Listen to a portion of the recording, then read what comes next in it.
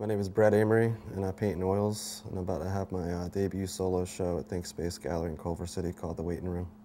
I started the Waiting series back in 2001, and back then I was living in San Francisco, and I was working at, I was doing IT, tech support for a software company in Emeryville.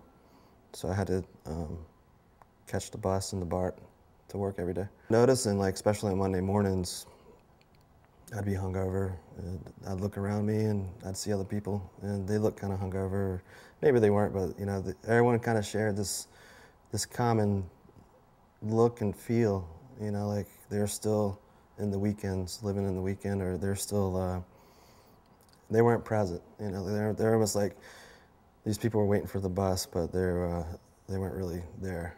And that's what caught my eye at first. And then I remember getting on BART and people would, the BART would be packed with people shoulder to shoulder and no one would be looking at each other. It'd just be like this disconnect, like how can you be so close to somebody and not look at them? So I did like probably 10 paintings of people waiting on the BART platforms. This guy here is the first guy I ever painted waiting. He's kind of like my signature. He's kind of the icon for waiting. I painted him like 10 different times. But just people waiting on platforms, and I just noticed that there was no presence. They weren't really there. And it was pretty much all BART. I did that for about a year. And then I started painting people waiting for buses, and then standing in line at the airport, or standing in line at the grocery store. And then I stopped. But when I came back to waiting 6 years later, the concept changed. It was more about what the individual was doing while they were waiting.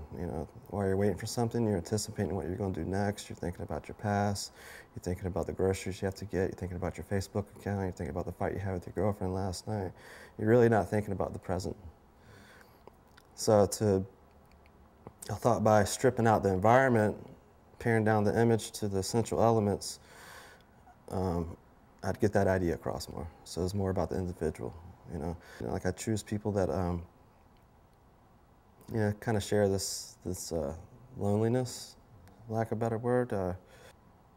But now I've been doing it for 2.5 years, the new Waiting series. And at first, the environments were stripped down and more abstract.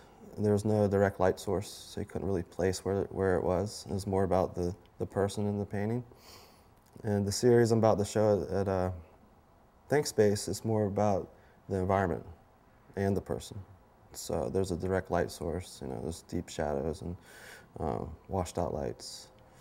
And I'm starting to pair places that have a similar feeling as the people. So I'll go around and take pictures, and I'll fill my camera up with just people. And then I'll go around and take pictures of just places. And then I'll remember, oh, this place has the same feeling as this person. So I'll go into Photoshop and I'll pair the two together. And like I'm trying to find places and people that share something, share the same presence.